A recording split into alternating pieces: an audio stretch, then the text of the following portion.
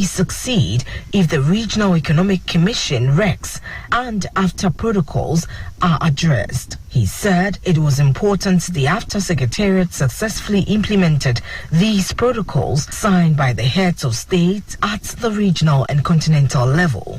He made these remarks at the press conference to end the 4-day APSS summit held in Accra. The summit was on the theme Awakening Africa's Sleeping Giants in Implementation of REX and AFTA, Leveraging Strategic Opportunities for Africa's Turnaround. It was to provide a high-level platform for industry giants, policymakers, the public sector, entrepreneurs, and CEOs across the continent of Africa to deliberate on topical issues. The chairperson said if the continent truly wanted AFTA to succeed, then the business community must have an engaging environment. Wendell Edi explained that the issue of common currency should now move from being a political game to a continental game where the game must be won by the continent. According to him, the government must be decisive and understanding the regional currencies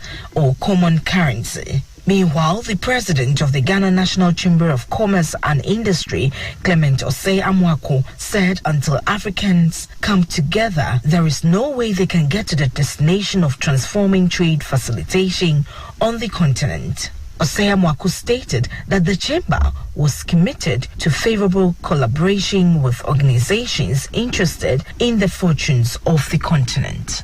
In other stories, the Executive Secretary of the Importers and Exporters Association of Ghana, Samson Asaki, has called on the government to reduce the cost of production for manufacturers to facilitate development. According to him, the government must take a critical look at the operational cost of companies, especially the utility tariffs, to help manufacturers to deal with production cost, which is currently a big challenge rendering so many businesses unprofitable. Sasaki was speaking with the Ghana News Agency in Tema after the executive members of the Importers and Exporters Association of Ghana paid a working visit to the Dangote cement in Tema. The association speaks and advocates for the country importers and exporters and aims to reach out to all and sundry who use the port for clearance. He further noted that for manufacturing industries in Ghana to take advantage of the African Continental Free Trade Area, there will be the need to look at utility tariffs. He therefore called on government to consider manufacturers in this regard. If you just join us, this is Maritime and Port News.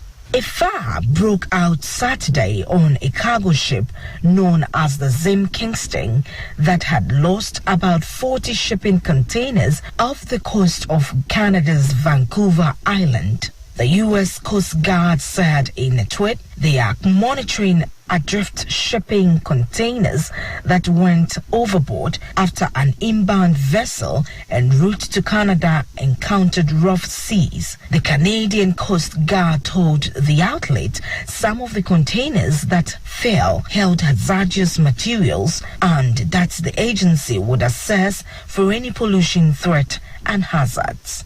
The Canadian Coast Guard told Bella 2 of the 6 containers that are on fire contain hazardous materials. They also said 10 crew members were evacuated while 11 remain on the ship with no report of injuries.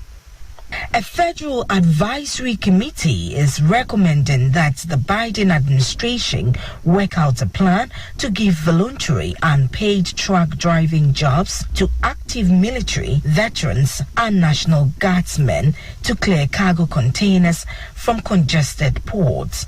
The recommendation, part of several made earlier this week by Advisory Committee on Supply Chain Competitiveness to address the ongoing freight supply chain crisis, adds to growing pressure on federal agencies to take more decisive actions. The group within the Commerce Department, International Trade Administration, approved the recommendation on Thursday to be submitted to Commerce Secretary Gina Raimonda. The intent behind this, there's a shortage of drivers, and currently we are getting shortage of trucks. The panel urged the Commerce Department to work with the Department of Defense as well as port and trucking company leaders to immediately promote and facilitate volunteers opportunities at U.S. trucking companies as well as compensate activities to the extent allowed by Defense Department and ethnic rules. On this note, we'll wrap up this morning's edition of Maritime and Port News. Maritime and Port News is proudly sponsored by the Ghana Shippers Authority. They provide you the best in all your shipping solutions. Contact them at the Shippers House in Accra. And it's also supported by Amen Scientific and Alternative Medical Hospital. Amen, God is our healer. I am Nanesi Boateng. That'll be all for this morning. Join me same time tomorrow and have a pleasant day. Spanish garlic mixture and then the capsules. Yensu akwan suju medie hia mo man bia nkanko e Ghana eku wiase ne di wiase so ba Ghana Shippers Authority ani so ade hunu ne se ye bebo nsuo so adwadifo e wo haw bia wonam mu efiri no ma ayra di aseye sika yaji wa emfa kwan so ene haw ahodo pi yenya adaje tren nsuo so adwadifo eno ma eko se de be ya wo beti ase ye ni so ade hunu ne se ye besom ni asom sompa